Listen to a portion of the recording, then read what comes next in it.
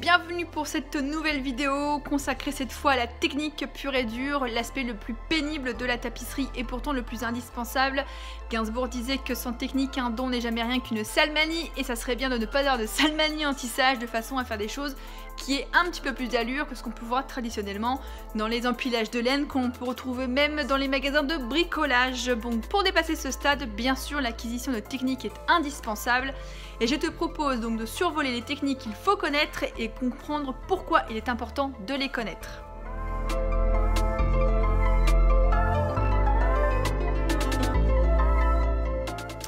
Avant même le tissage, deux techniques, deux choses essentielles à savoir, à connaître et à comprendre liées au dessin qui va permettre de comprendre après une tapisserie pourquoi elle est ce qu'elle est, pourquoi elle a cette forme-là, et en fait c'est extrêmement utile.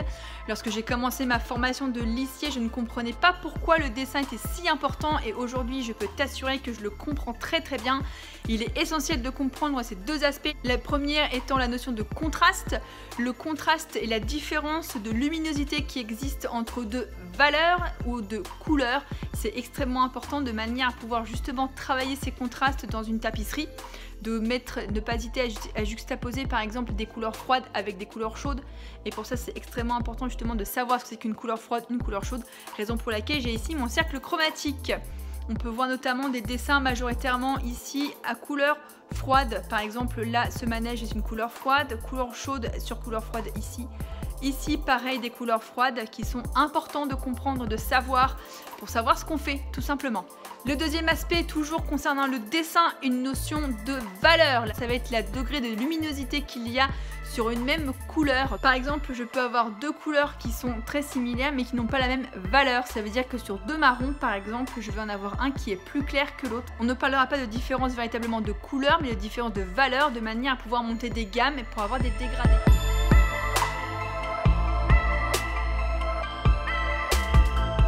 À tisser, une technique importante aussi à comprendre tout simplement, c'est le montage de chaîne. Le montage de chaîne, de savoir pourquoi on monte une chaîne, c'est un outil, c'est un moyen. Quel cadre utiliser, pour quel effet? Le cadre est comme un métier à tisser pour nous les lissiers, c'est un outil tout simplement, un outil comme un autre, et on va adapter cet outil en fonction de la tapisserie voulue, en fonction du résultat voulu. Par exemple, si je vais faire une grande peinture horizontale sur un format assez important, il y a des techniques que je vais avoir anticipées, auxquelles je vais avoir pensé en peignant, qui ne sont pas forcément réalisables sur un métier de basse lisse. Donc je vais changer de métier, je vais travailler sur un cadre à tisser par exemple, ou sur un métier donc pour avoir une technique de haute lisse, de façon à pouvoir construire mon projet de façon bien plus simple que je ne le ferais sur un métier de basse lisse. Autre aspect de la technique du montage de chaîne, le calibre de chaîne, puisqu'on n'utilise pas n'importe quel calibre de chaîne pour n'importe quel projet. Comme je l'ai expliqué dans une précédente vidéo, plus le calibre de chaîne sera épais, ça veut dire que je vais avoir une grosse dimension, un gros diamètre de mon fil de chaîne. Je vais avoir donc une séparation entre chaque fil qui sera plus importante, et donc mon décochement entre chaque, pour pouvoir faire ma forme, en fait mon décochement entre chaque fil va être important et donc va se voir. C'est-à-dire que si j'utilise une chaîne épaisse, je vais avoir un gros décochement visuel, donc ça je ne vous recommande pas d'utiliser des gros calibres de chaîne pour des petites tapisseries puisqu'on le voit, ou alors d'utiliser vraiment des grosses matières, et justement le décochement fait partie en fait du propos, donc attention à ça, et d'utiliser des calibres de chaîne relativement fins et donc de multiplier le nombre de fils de chaîne de façon à avoir un décochement qui soit beaucoup plus régulier et beaucoup plus propre. Ce sont des choses bien sûr techniquement sur lesquelles je reviendrai, mais donc important de savoir ça et de le comprendre. C'est pas un hasard si on utilise des fils de chaîne plus ou moins gros en fonction de la tapisserie que l'on a à réaliser.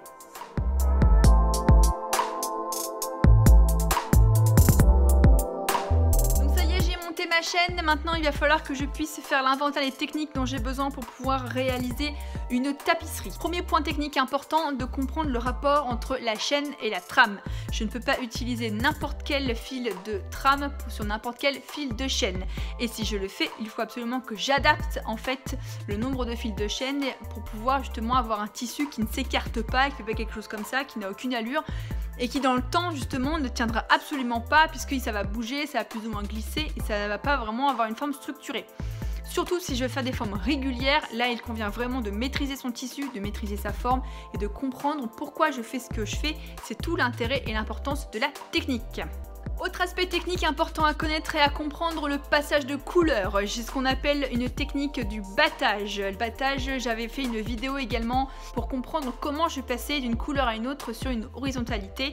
À savoir, je vais croiser, en fait je vais faire des superpositions progressives de couleurs sur une technique particulière et très vieille qu'on appelle donc le battage, une technique qu'utilisaient les anciens, notamment les lissiers médiévaux. Donc la technique du battage qui permet de faire des passages de couleurs horizontaux, ça veut dire que je vais faire un passage de couleur horizontale vu que mes fils de chaîne sont de en ce sens, à la verticale, et donc je fais mon passage de couleur à dégradé à l'horizontale. Sinon je vais utiliser une technique de rayure pour pouvoir donc faire un passage de couleur dans le sens de mon fil de chaîne. Une vidéo que je n'ai pas encore faite puisque j'ai trouvé l'aspect déjà du battage très technique et très poussé. Je me suis dit que la rayure, j'y reviendrai un petit peu plus tard. Après le passage de couleurs, une autre technique importante aussi à maîtriser, eh bien les formes géométriques, puisque c'est ce qu'on apprend lorsqu'on est lissier, à savoir faire des formes géométriques, de savoir faire un triangle. C'est beaucoup plus compliqué que ce qu'on peut vous montrer. En fait, on vous explique qu'il faut faire 2 allers-retours d'un côté, 2 allers-retours de l'autre, puisque tous les matériaux ne se comportent pas de la même manière, et lorsqu'on ne tasse pas, c'est normal que 2 allers-retours d'un côté équivalent à 2 allers-retours de l'autre. Lorsqu'on fait un travail de lissier et qu'on tasse un bon coup, en fait, il ne reste plus rien. Du coup, ce genre d'équivalence n'existe pas en vérité. Parfois, il y a 2 fois, 3 fois. C'est pas toujours égal vraiment lorsqu'on travaille des matières plus fines. Donc, ce genre de choses très simplistes qu'on vous montre sur des kits do it yourself, méfiez-vous-en. Ce n'est pas toujours ce qui se passe dans la réalité. Donc, parmi les techniques de forme géométrique pure et dure à maîtriser, la technique du carré. Attention, la base n'est pas toujours forcément très simple à avoir une vraie horizontalité, parfois ça gondole légèrement. La technique du cercle, pour savoir monter une courbe pour faire un cercle qui soit rond et non pas une espèce d'œuf qui n'a absolument aucune allure, où d'un côté c'est cassé, c'est pas forcément très régulier et du coup ça ressemble à rien, où on triche un tout petit peu sans trop tasser d'un côté de façon à ce que ça puisse à peu près être équilibré, sauf qu'avec le temps ça ne marche pas. Les fils de trame vont se tasser sur les fils de chaîne et la forme qui n'était pas belle à l'origine, qu'on essaye de dissimuler, finira par être moche. Sa véritable nature va se révéler avec le temps. La technique de la lueur, tout simplement, qui consiste à croiser en fait les fils de trame les uns derrière les autres de façon à pouvoir monter sur 2 fils parallèles pour ne pas créer de gros trous en fait, tout simplement parce que si vous montez 2 fils comme ça parallèles des couleurs de chaque côté, en fait vous allez avoir un trou. Il existe une technique, des techniques d'ailleurs de lueur de façon à croiser tout le monde pour ne pas avoir ces gros trous et ne pas avoir de faiblesse dans le tissu. Puisque si jamais vous avez des formes relativement petites qui montent par exemple sur 2-3 fils et que ce n'est pas lié, en fait le tissu va être beaucoup plus souple et va gondoler et ça n'aura pas une structure ferme et lisse comme un tissu de bonne qualité. Ça y est, j'ai fini ma tapisserie, j'ai utilisé toutes les techniques à peu près que j'avais apprises en carré, rond, les courbes, je sais à peu près comment les monter.